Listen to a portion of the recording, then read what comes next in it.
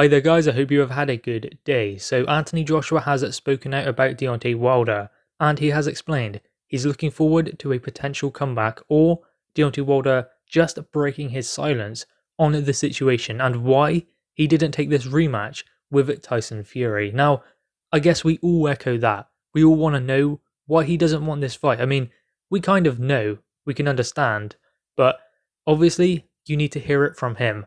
And I guess the question is, did his team let him down? Is it Deontay Wilder who doesn't want this fight? Or did his team just not get the contract right so that he could have this rematch? Because there was a rematch clause that was activated by Deontay Wilder and his team. Then the contract expired, which should never happen given the current circumstances, so there was some reason why that contract was flawed, and whether it was or not, or whether Deontay Wilder has just allowed that contract to run out, we don't know at the moment. Poor management, the fighter didn't want it, those are questions we all have. But obviously Anthony Joshua is questioning whether Deontay Wilder really wanted this fight. Now obviously Anthony Joshua himself has gone through a defeat, and it was against Andy Ruiz Jr., and therefore can understand what Deontay Wilder is going through during this current time. This is what Anthony Joshua had to say about the subject. I don't know, I can't speak on anyone's situation, but just from my humble opinion, after a loss, things change. You distance yourself. The world is cruel. You've got to grow thick skin. Either he's putting together a master plan, he's in the lab right now, with the science glasses, studying Fury's every move. Either he's doing that, or he's sitting at the edge of that lake, with his head in his hands, and thinking, what is going on? 1 minute you're on top of the world, and the next minute you're not. That's the game that we are in. It's interesting as to say why he hasn't spoken, but when he does speak, we'll find out soon. For me to make the speculation as to why he hasn't spoke, I cannot, because only he knows. But I can't wait for him to address the reason why the fight isn't happening by the end of the year. What happened in the first fight? Why he lost? Was it the costume? Was it the glove situation? It would be really good to hear the reasons as to why, and even better, I hope he does come back, because he's a great asset to the heavyweight division, and I like the Dillian situation.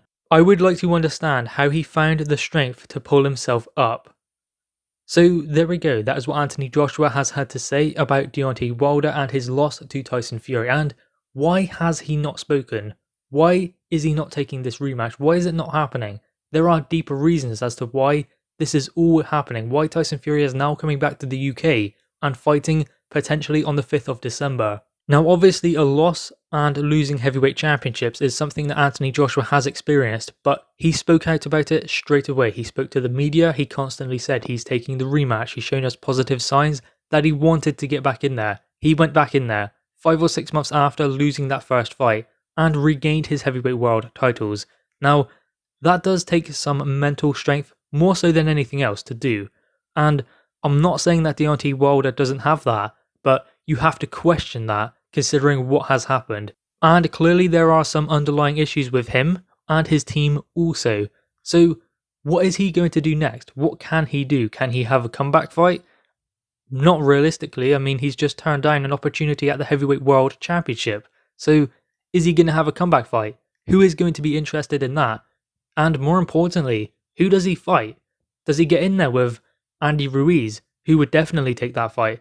Many fighters will now be lining up to fight him because they have seen the way to beat him, put him on the back foot, pressure him, and many fighters by doing that will get stopped, they'll get knocked out because they don't have the physical attributes or skills of Tyson Fury. So it won't work for everyone, but there will be many, say Alexander Usyk, and even Derek Chisora, and definitely Andy Ruiz. Those guys would get through to Deontay Wilder and ultimately they would find a way to beat him. I mean, Derek Chisora is a question mark, but still, I think that he has all he needs to take apart Wilder, and that is going to be a problem. And ultimately, does he want to go and fight someone else lower down the tiers? Does he want to make less money? And no one really be bothered about him fighting because he's turned down this big opportunity at the Heavyweight World Championship. You cannot go from a Tyson Fury fight and turn the next fight down to fighting on a small hall show and expect to sell mega tickets and mega pay-per-views. It's just not going to happen. I mean, he wasn't really a pay-per-view fighter before the Tyson Fury fights anyway,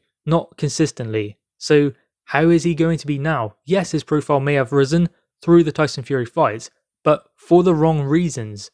So there are going to be fighters lining up to fight him, but I don't believe he will fight an Andy Ruiz. Why would he risk it? So he's in a position now where he's out of the picture for the heavyweight world championships, and to get back there, he has to go through a Joseph Parker, maybe a Daniel Dubois, Alexander Usyk, Andy Ruiz, those kind of fights. He's never taken those kind of fights before. Yes, he took Fury, but what kind of Fury did he expect in the ring on 1st of December 2018? 6 months after Tyson Fury had made his comeback, after a lengthy period out of the ring. That kind of Tyson Fury, that was the one he chose to face. And obviously, the storyline continued after the draw. So he has never taken these mega tough fights back to back.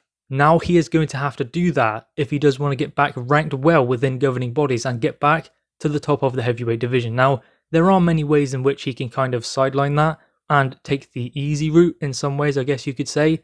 And that is through fighting intercontinental fights, which is not a great system because anyone can get a sanctioned fight with the WBO and have an intercontinental fight or a lower tier WBC belt, like the silver title or something like that. They can fight for that, then they get ranked higher and higher within that governing body. So they're essentially fighting fighters who aren't that great, fighters who are maybe top 20, maybe top 30, but still they are climbing the rankings through fighting those kind of opponents.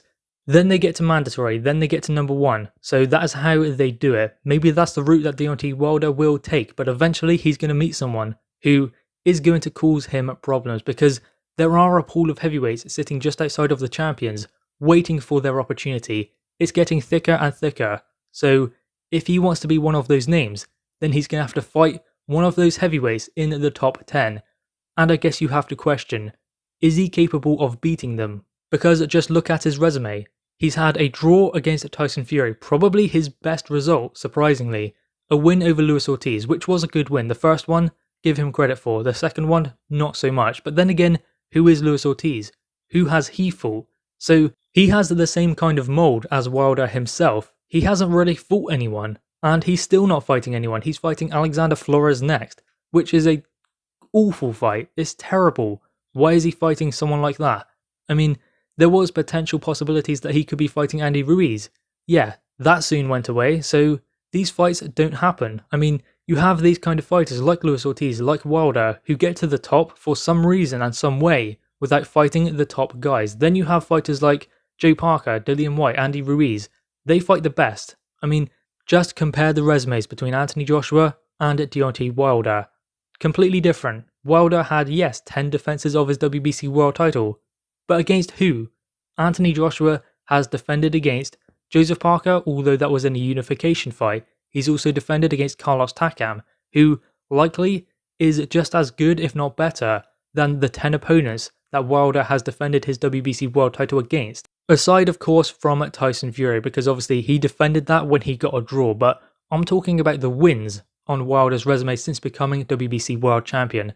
Anthony Joshua's resume is much thicker than his. So you have to ask these kind of questions. Even the fans of Wilder have to ask those questions. Why hasn't he fought a Joe Parker, an Andy Ruiz, even a Derek Chisora?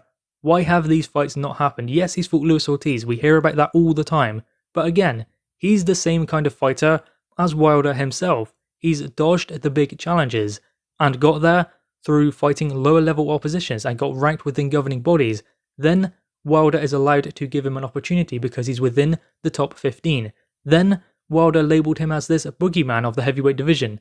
That is what he sold the fight on. But still, what has he achieved? Compared to the fighters on Anthony Joshua's resume, Dillian Whyte, even Tyson Fury, he has Vladimir Klitschko on his resume and Derek Chisora. So that is proof of the reason why they are in the position that they are in. Wilder never did. He took a big fight, yes, against Tyson Fury, but you have to question, why did he take that fight? Why did he fight Tyson Fury then, when he could have fought him 6 months later and fought the best Tyson Fury? So I think that what we need to see from Deontay Wilder is we need to see what he's all about. We want to see what he's made of, because we saw that with Anthony Joshua, what he is capable of doing. We've even seen that with Tyson Fury, although he didn't take a loss. He had to come back after a lengthy layoff and all of that weight. So we've seen what they are made of. We've seen what Dillian Whyte is made of, losing to AJ, coming back, still becoming ranked number 1 within the WBC and interim champion as well. He's going to try and do the same over Alexander Povetkin on November 21st. So we are seeing what these fighters are made of, but do we really know what Deontay Wilder is made of? He does put on this act. He does pretend a lot. I mean, he says that the Bronze Bomber and Deontay Wilder are 2 completely different people, but they're the same. He's the same man. I mean, he's putting on this act to sell tickets, to sell the show, which doesn't really work because not many are interested. He needs a Tyson Fury, a megastar there beside him to sell tickets. That's just the truth of it. So he's playing this act, he's playing this role. He almost sees himself at times as a third person, like he's watching himself in some weird way. So what he needs to do now is get back into the ring and prove the reason why he got to where he did. Because if he doesn't, then he's going to be forgotten. Tyson Fury is currently the WBC World Champion, Anthony Joshua Unified Champion. The heavyweight division is moving on without him. He needs to catch up. He cannot afford to wait around and allow them to get away from him. He needs to call out Dillian Whyte after his fight with Povetkin, provided Dillian Whyte does beat Povetkin, or if Povetkin wins, he needs to call him out. He needs to call out Andy Ruiz if he beats Areola. He needs to be calling these big names and actually get in the ring and do the business. He needs to get in there and actually fight them, not just talk about it. And I think that is what truly proves what Wilder is made of. Actions that speak louder than words. He can say he wants these big fights. He can say that he's this legend. He's like unbeatable, even though he's been beaten.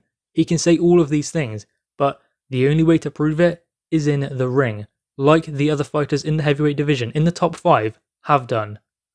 So guys, anyway, what are your thoughts on this? Make sure you leave your thoughts in the comments below, leave a thumbs up, and subscribe if you are new. Thanks guys.